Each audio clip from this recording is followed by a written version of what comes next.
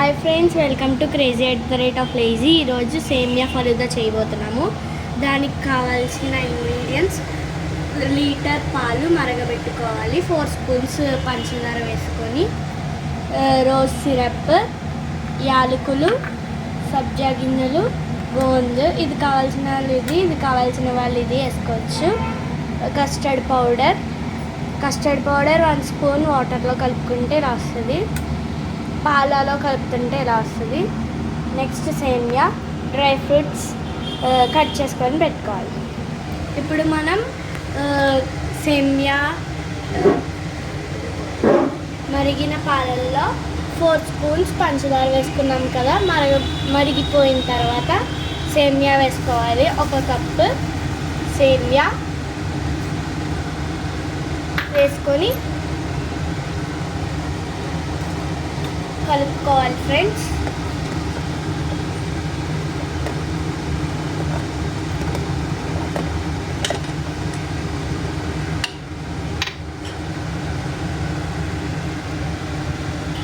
సేమియా ఉడికిన తర్వాత యాలకులు వేసుకొని కలుపుకోవాలి ఫ్రెండ్స్. చూడండి, పొంగుతుంది కదా. చూడండి, సేమియా ఉడికిపోయింది.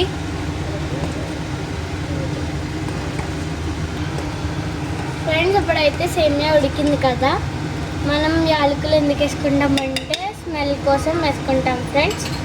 సేమియా లైట్గా ఎక్కువ ఉడికిన తర్వాత కస్టర్డ్ పౌడర్ కలుపుకున్న పాలు వేసుకొని మిక్స్ చేసుకోవాలి ఫ్రెండ్స్.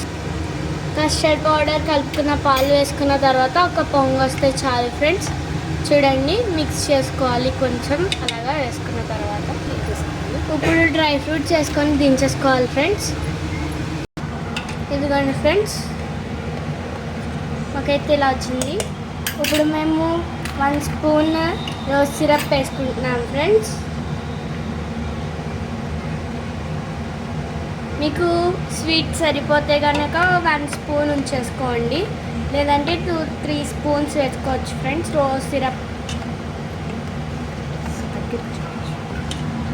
చూడండి, మాకైతే లైట్గా పింక్ కలర్ వచ్చింది.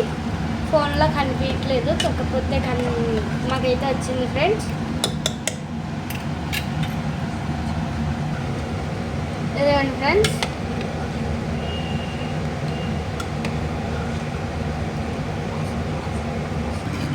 ఇందులో అయితే మేము కొంచెం సబ్జా గింజలు వేసుకుంటున్నాం ఫ్రెండ్స్.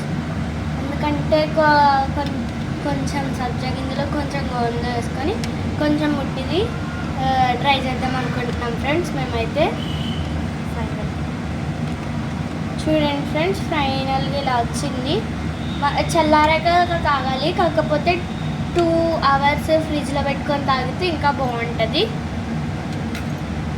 ఓకే ఫ్రెండ్స్, మళ్ళీ నెక్స్ట్ వ్లాగ్లో కలుద్దాం.